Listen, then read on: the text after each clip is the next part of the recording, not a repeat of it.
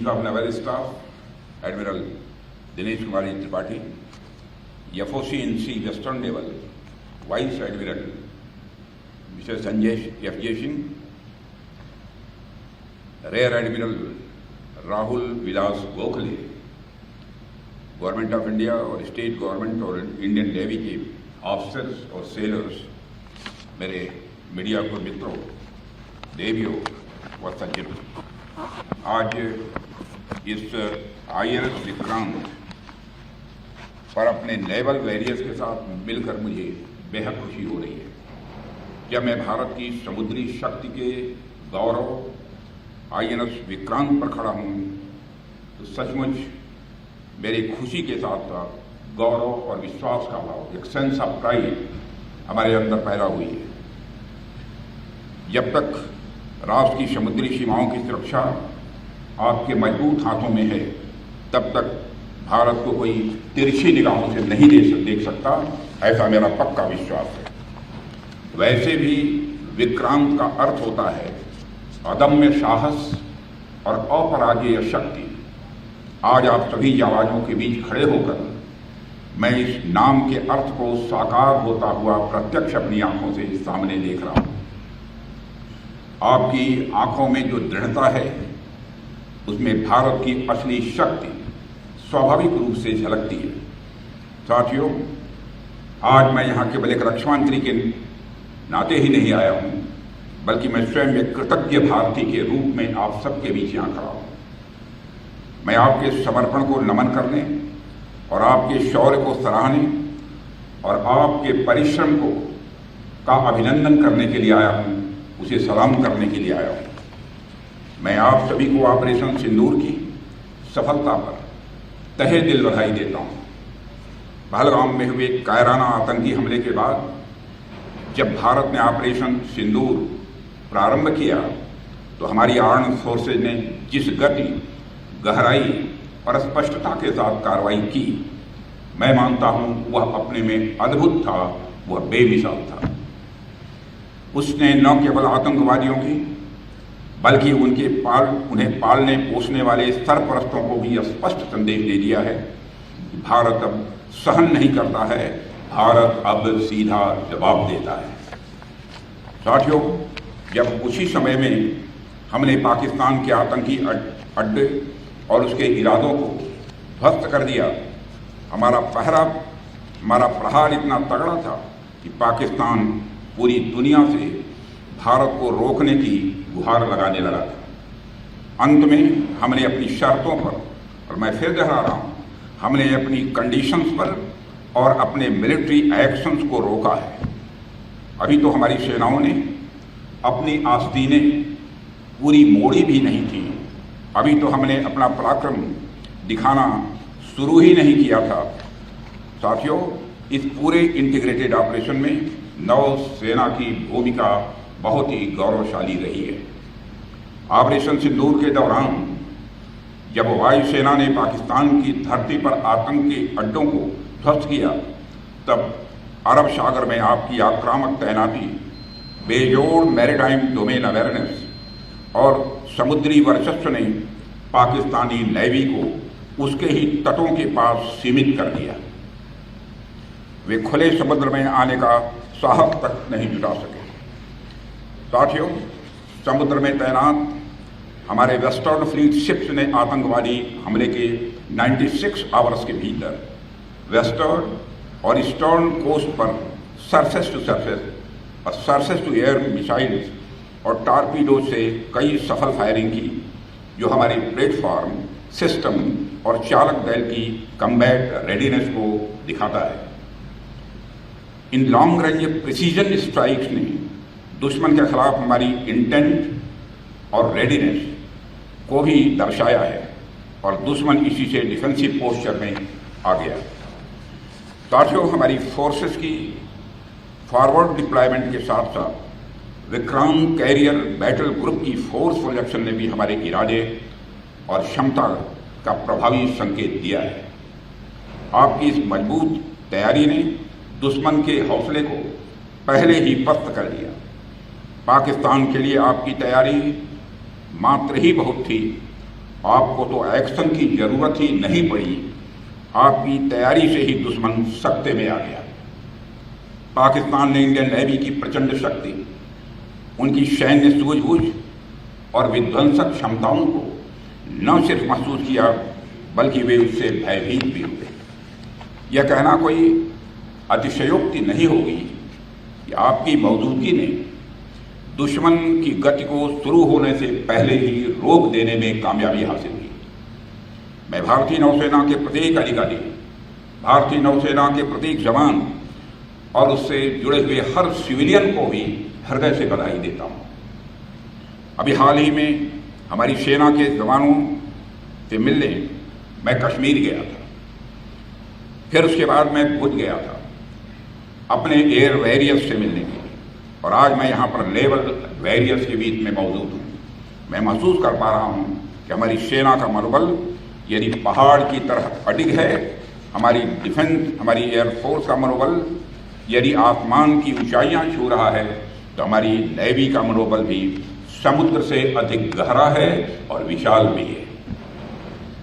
आपने दिखा दिया, चाहे जमीन हो, चाहे वह आकाश हो या समंदर, भारत कहीं भी किसी भी स्थिति से निपटने के लिए आज पूरी तरह से तैयार है। साथियों, आज हम गोवा के तट से कुछ ही दूरी पर हैं और आप सब जानते ही होंगे कि 1961 में गोवा की आज़ादी के ऑपरेशन में भी इंडियन नेवी की वारशिप ने दुश्मन के वारशिप और उनके सैन्य ठिकानों पर निर्णायक ऑपरेशन किया था। उस अभियान ने भारत से कॉलोनाइजेशन के अंतिम अवशेषों को मिटा दिया था। उस ऑपरेशन में भी भूतपूर्व INS विक्रांत ने भारतीय नौसेना के बेड़े की अगुवाई की थी, जिसकी जानकारी आप सबको होगी। आज एक बार फिर INS विक्रांत अपने नए अवतार में आतंकवाद के खिलाफ भारत के संकल्प का नेतृत्व कर रहा है। साथियों, एक बहुत ही दिलचस्प बात यह है कि पाकिस्तान भी आपके शौर्य से भली भांति वाकिफ है। पाकिस्तान को पता है जब भारतीय नौसेना पूरे जोश के साथ, पूरे जोर के साथ जब चलती है तो उसका अंजाम क्या होता है। 1971 इसका गवाह है कि जब इंडियन नेवी हरकत में आई थी, वह 1 से 2 हो गया था।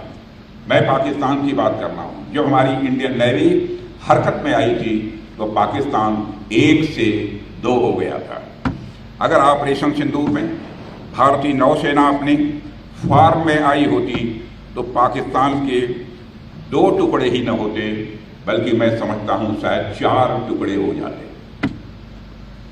साथियों, जिस तरह आप हमारी समुद्री सीमाओं की रक्षा करते हैं, जिस इंटेंसिटी से आप हिंद महासागर की हरकत को ट्रैक करते हैं, अगर आपकी वह क्रेडिबिलिटी, कैपेबिलिटी इस मिशन का हिस्सा होती तो पाकिस्तान का क्या अंजाम होता, यह मुझे बताने की जरूरत नहीं है। एक तरह से कहें तो पाकिस्तान बहुत खुश नसीब है कि ऑपरेशन सिंदूर के दौरान हमारी नेवी ने अपने पराक्रम का जितना प्रदर्शन करना चाहिए था वह नहीं कर पाई। साथियों, मैं जानता हूं पहलगाम के बाद आप सबके मन में प्रतिशोध की ज्वाला धड़क रही है। आपने इसे सिर्फ हमला ही नहीं बल्कि देश की गरिमा पर, देश के स्वाभिमान पर आपने इसे चोट पाना है। आप सबसे मेरा सिर्फ एक ही आग्रह है कि अपनी तैयारी में कोई ढिलाई न आने दें, और मैं जानता हूं आप नहीं आने देंगे। हमारे माननीय प्रधानमंत्री जी ने पहले ही स्पष्ट कर दिया है कि भारत की धरती पर यदि कोई आतंकी हमला हुआ तो उसे हम एक्ट ऑफ वार मानेंगे और उसका बेहद करारा जवाब भी हम देंगे। मैं आप सभी से कहना चाहता हूं कि आप अपनी तैयारियों में कोई कमी न रखें। अब तक जो हुआ वह तो वार्म अप था। अब तक जो हुआ वह तो वार्म अप था। अगर पाकिस्तान से फिर यदि कोई जरूरत की तो इस बार नेवी भी हरकत में आएगी और फिर भगवान ही जानता है कि पाकिस्तान का क्या होगा। साथियों, ऑपरेशन सिंदूर के दौरान भारतीय नौसेना ने अपनी साइलेंट सर्विस से हर भारतवासी को प्रभावित किया है। खामोश रहकर भी भारतीय सेना ने पाकिस्तानी सेना को बांध कर रखने में कामयाबी हासिल की है। जरा सोचिए, जो खामोश रहकर भी किसी देश की फौज को बोतल में बंद कर सकता है, वह जब बोलेगा तो उसका नज़ारा क्या होगा, इसकी आप कल्पना कर सकते हैं। इस बार तो पाकिस्तान को भारतीय नौसेना की फायर पावर का सामना नहीं करना पड़ा, मगर दुनिया जानती है अगर पाकिस्तान ने इस बार कोई नापाक हरकत की तो हो सकता है कि इस बार की ओपनिंग और किसी के द्वारा ना हो, हमारी नेवी के द्वारा होगी।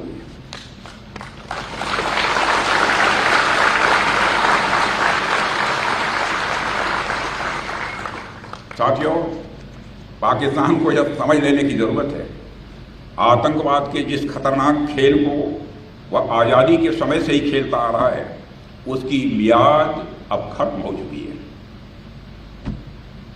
अब जब भी पाकिस्तान भारत के खिलाफ किसी आतंकवादी हरकत को शह देगा तो न केवल उसका खामियाजा उसे भुगतना पड़ेगा, बल्कि हर बार की तरह उसे हार का भी सामना करना ही पड़ेगा।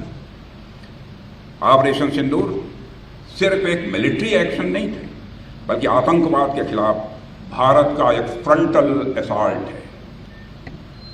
हम आतंकवाद के खिलाफ हर उस तरीके का इस्तेमाल करेंगे जो पाकिस्तान सोच सकता है, मगर हम उन तरीकों का भी इस्तेमाल करेंगे जो पाकिस्तान कभी सोच भी नहीं सकता। पाकिस्तान की धरती से भारत विरोधी गतिविधियां खुलेआम चलाई जा रही हैं। भारत आतंकवादियों के खिलाफ सरहद और समंदर के इस पार और उस पार दोनों तरफ हर तरह का ऑपरेशन चलाने के लिए पूरी तरह से स्वतंत्र है। आतंकवाद के खिलाफ अपने नागरिकों की सुरक्षा करने के अधिकार को आज पूरी दुनिया अच्छी तरह से एक्नॉलेज कर रही है।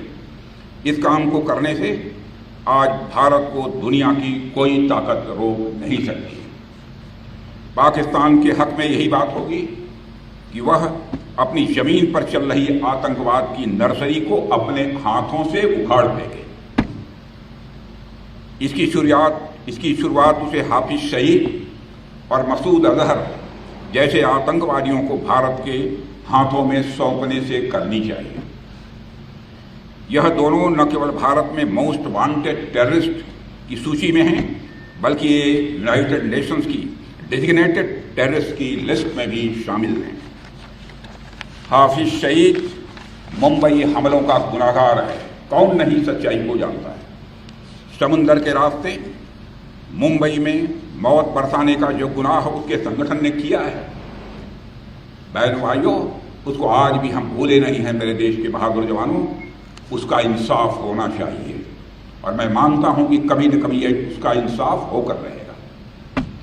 यह काम पाकिस्तान में नहीं हो सकता है। मुंबई हमलों के एक आरोपी तहूर राणा को पिछले दिनों भारत लाया गया है। पाकिस्तान की ओर से बार बार बातचीत की पेशकश की जा रही है। कल ही पाकिस्तान के प्रधानमंत्री ने फिर यह बात दोहराई है, मगर भारत ने साफ कह रखा है कि बात होगी तो आतंकवाद पर होगी, बात होगी तो पाक ऑक्युपाइड कश्मीर पर होगी। अगर पाकिस्तान बातचीत को लेकर गंभीर है तो उसे हाफिज सईद और मसूद अजहर जैसे आतंकवादियों को भारत को सुपुर्द करना चाहिए, ताकि उनके साथ भी इंसाफ किया जा सके। उनके साथ का इंसाफ कैसा होना चाहिए यह मुझे बतलाने की जरूरत नहीं है। साथियों, पाकिस्तान इस बात को गांठ बांध कर रखे कि हमारी नेवी अगर एक और समुंदर की तरह शांत है तो दूसरी और वह समुंदर की तरह सुनामी लाने की भी क्षमता रखती है। यह है हमारी भारत की नेवी। अभी कल ही मैं नेवी के 2 जाबाज वीरांगनाओं से मिला हूं, लेफ्टिनेंट कमांडर दिलना के और लेफ्टिनेंट कमांडर रूपा के। 8 महीने तक समुद्र में नाविका सागर परिक्रमा करके हमारी वह दोनों बेटियां भारत अपने वतन को वापस लौटी हैं। और जब मैं उनसे मिला था तो उनके चेहरे पर एक सेंस ऑफ कॉन्फिडेंस, एक आत्मविश्वास का भाव स्पष्ट रूप से दिखाई दे रहा था और उस समय 8 महीने के बाद भी चेहरे पर न कोई शिकन थी, न चेहरे पर कोई थकान थी। वो भले ही 8 महीने तक समुद्र में रही, लेकिन उनके अंदर उत्साह और जोश की कोई कमी मुझे नहीं दिखाई दी। यही आपकी ताकत, यही इंडियन नेवी की ताकत है, और आपकी इसी ताकत को पूरे देश को पक्का भरोसा है। मैं ये बात फिर से बेहद दृढ़ता से कहना चाहता हूं कि ऑपरेशन सिंदूर अभी खत्म नहीं हुआ है। वह सिर्फ एक विराम है, एक कामा है, एक चेतावनी है। अगर पाकिस्तान ने फिर वही गलती की, यानी पाकिस्तान ने फिर वही गलती की, तो भारत का उत्तर और भी कठोर होगा और इस बार उसे संभलने का मौका भी नहीं मिलेगा। मैं इस अवसर पर यह भी कहना चाहूँगा कि इस ऑपरेशन की एक खासियत यह भी थी कि हमारी तीनों आर्म्ड फोर्सेस ने बेहतरीन तालमेल दिखाया है। वेरियस मिनिस्ट्रीज और गवर्नमेंट एजेंसीज के साथ कोऑर्डिनेशन भी बहुत ही सीमलेस रहा है। कुल मिलाकर सभी स्टेक होल्डर्स की एक्टिव पार्टिसिपेशन से ही यह ऑपरेशन सक्सेसफुल हो पाया है। साथियों, आज हम एक ऐसे युग में हैं जहां युद्ध सिर्फ गोलियों और बमों से नहीं लड़े जाते, बल्कि साइबर स्पेस, डाटा डोमिनेंस और स्ट्रेटेजिक डेटरेंस से भी लड़े जाते हैं। और मैं यह गर्व के साथ कह सकता हूं कि हमारी नेवी इन सभी क्षेत्रों में मजबूती के साथ अपने कदम आगे बढ़ा रही है। साथियों, इंडियन नेवी आज सिर्फ हिंद महासागर की प्रहरी नहीं है, बल्कि एक रणनीतिक ताकत बन चुकी है, स्ट्रेटेजिक पावर बन चुकी है, जो इंडियन ओशन रीजन में भारत की उपस्थिति को सशक्त बनाती है और शत्रु को यह चेतावनी देती है। भारत अब केवल रीजनल पावर नहीं है, भारत अब केवल क्षेत्रीय शक्ति नहीं है, बल्कि वैश्विक शक्ति बनने की दिशा में तेजी के साथ भारत अग्रसर हो रहा है, हमारे प्रधानमंत्री मोदी जी के नेतृत्व में। साथियों, INS विक्रांत की मौजूदगी, उसकी मारक क्षमता और आप जैसे रणबार बाकुरों की अडिग निष्ठा, यह सब मिलकर भारत को एक ऐसे मुकाम पर ले जा रहे हैं जहां से कोई भी चुनौती हमारे सामने छोटी नजर आ रही है। साथियों, आपका जीवन अनुशासन, समर्पण और इस दोनों के साथ साथ बलिदान की भी मिसाल है। जब देश चैन की नींद सोता है, तब आप समुद्र के सीने पर तैनात रहते हैं। आप न दिन देखते हैं, न रात देखते हैं, न मौसम देखते हैं, न आप परिस्थिति देखते हैं। भारत को आप सबके ऊपर गर्व है और आप, मुझे पूरा भरोसा है, चाहे हालात कैसे भी हों, आप हर समय उस चुनौती के लिए तैयार रहेंगे। ठीक उसी तरह मैं आपको आश्वस्त करता हूं, प्रधानमंत्री जी के कुशल मार्गदर्शन में हमारी सरकार भी आप सभी को मजबूत बनाने और आपके वेलफेयर के लिए हमेशा तैयार थी, तैयार है और तैयार रहेगी। For exclusive and insightful videos, subscribe to our new channel ABP Live Premium.